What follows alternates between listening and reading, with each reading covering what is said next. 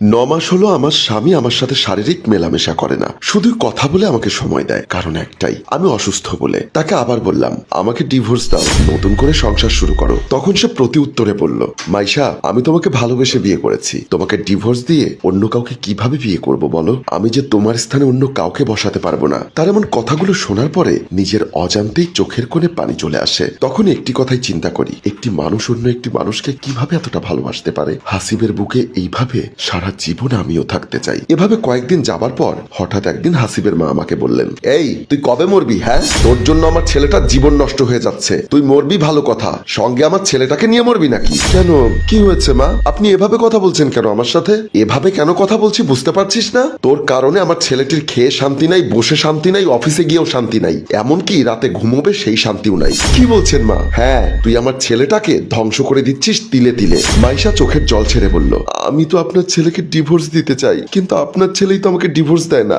এখানে আমার দোষটা কোথায় বলতে পারেন মা? হয়েছে হয়েছে, আর নাটক করতে হবে না। 1 সপ্তাহের ভেতরে আমার ছেলেকে ডিভোর্স দিবি। কপাল পোড়া মেয়ে কোথাকার একটা। কথাটি বলেই আমার শাশুড়ি মা চলে গেল। আজ কেন জানি তার কথাগুলো শোনার পরে মনে হচ্ছে সত্যি আমি হাসিবের জীবনটা নষ্ট করে দিচ্ছি। আমি মনে হয় ওর জীবনে একটা অভিশাপ হয়ে দাঁড়িয়ে আছি। রাত 8টা বাজলো, অপেক্ষায় থাকলাম হাসিবের কখন অফিস থেকে বাসায় ফিরবে। এমন মুহূর্তে কলিং বেলের শব্দ শুনে আস্তে আস্তে বেরিয়ে দরজা খুলতে গেলাম। আমার খুব কষ্ট হচ্ছে শরীরে। হাসিবকে তেমন একটা বুঝতে দিতে চাই না আমি। কোনো রকমে এগিয়ে দরজা খুলে দিলাম। হাসিব বাসায় ফিরলো, আমি দরজা খুলে দিলাম। ঘরে ঢুকেই ও বলল, খুব ক্লান্ত লাগছে, খেতে দাও তাড়াতাড়ি, বলেই চলে গেল। আমি তখন কিচ্ছু বললাম না। ওর সামনে যতটা সম্ভব স্বাভাবিক থাকার চেষ্টা করি। আমাকে বেশি অসুস্থ দেখলে ওর কাছে মন বসবে না আমি জানি। যখন খাওয়া দাওয়া শেষ করে ঘুমোতে আসলো তখন বলে উঠলাম, হাসিব আমাকে 1 সপ্তাহের ভিতরে ডিভোর্স দিতে হবে। আমি থাকতে চাই না তোমার সঙ্গে। আমি বুঝতে পেরেছি মা তোমাকে কিছু একটা বলেছে। আরে পাগলি, উনি বয়স্ক মানুষ, কি বলতে কি বলে, একটু বেশি কথা বলে। এসব নিয়ে তুমি রাগ করবে?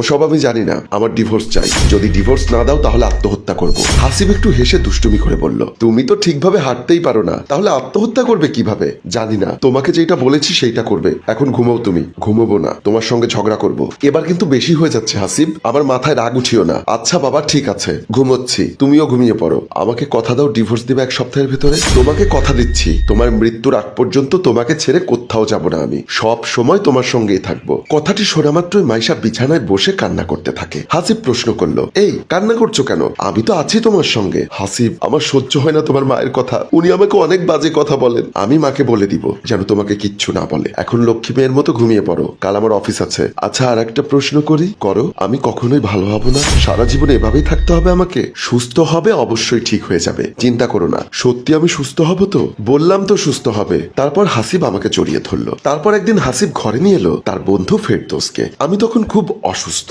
বিছানা থেকে শুনছি। ঘরে ঢুকেই আমার শাশুড়ি মাকে ডাকলো হাসিব। মা, মা দেখো কে এসেছে।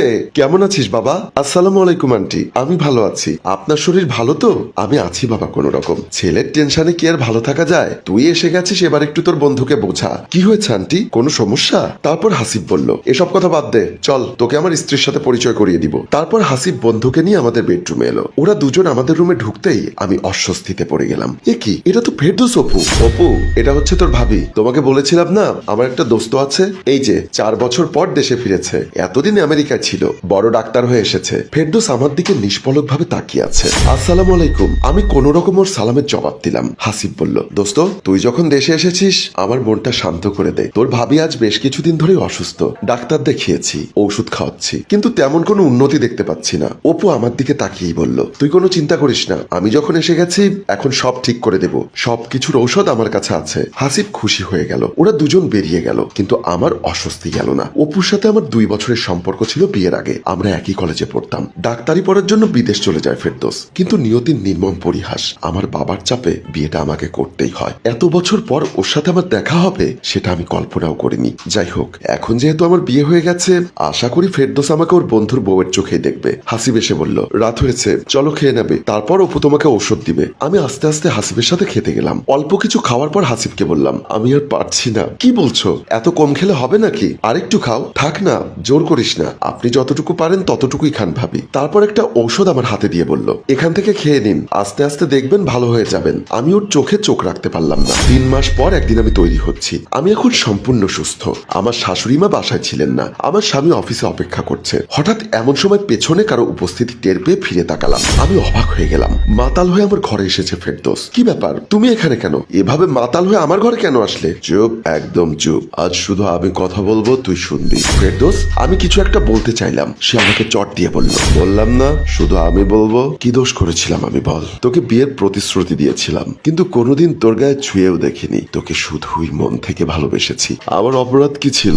আমি 4 বছর বিদেশ কাটিয়েছি। তুমি যেমনটা ভাবছো তেমনটা নয়। পরিস্থিতি আমাকে বাধ্য করেছে। পরিস্থিতি যদি বাধ্য করে, আর বাধ্য হয়ে যদি কেউ বিয়ে করে, তাহলে বিয়ের পর স্বামীর সাথে এত ভালোবাসা কারো থাকে না, এত সুখের সংসার হয় না। তোকে আমি প্রথম দিনই কথাগুলো বলতে চেয়েছিলাম, কিন্তু তারপর ভাবলাম আগে তোকে সুস্থ স্বাভাবিক করব, তারপর আমার প্রশ্নের জবাব চাইবো। কথাটা বলেই অপু এক পা করে এগিয়ে যেতে লাগলো। তুমি এক্ষুনি বাসা থেকে চলে যাও, তোমার মাথা ঠিক নেই। তাছাড়া আমার বাসায় শাশুড়ি মা চলে আসলে খারাপ ভাববে। অপু হাসতে হাসতে বলল, এত কাছে ছিলি, এত ভালোবেসেছি, কিন্তু তুই এত ভালো অভিনয় করতে পারিস আমার জানা ছিল না। শেষবার জিজ্ঞাসা করছি, কেন আমাকে ঠকালে? কেন? আমি আবারও কিছু একটা বলতে চাইলাম, কিন্তু আর সময় পেলাম না। অপু একটা ছুরি দিয়ে আমার পেটে আঘাত করলো কয়েকবার। আমি বিছানায় লুটিয়ে পড়লাম। চোখ বন্ধ হওয়ার আগ পর্যন্ত দেখলাম অপু হাসতে হাসতে আমার দিকে তাকিয়ে আবার কেঁদে চোখের জল মুছতে লাগলো। তারপর এগিয়ে আসলো আমার দিকে। সম্মানিত ভিউয়ার্স, গল্পটি ভালো লাগলে লাইক, কমেন্টস ও শেয়ার করবেন। গল্পটির রচনায় ও পরিচালনায় অভিক, ক্যামেরায় শিহাব ও আশরাফ এবং প্রযোজনায় মঞ্জুর মোর্শেদ।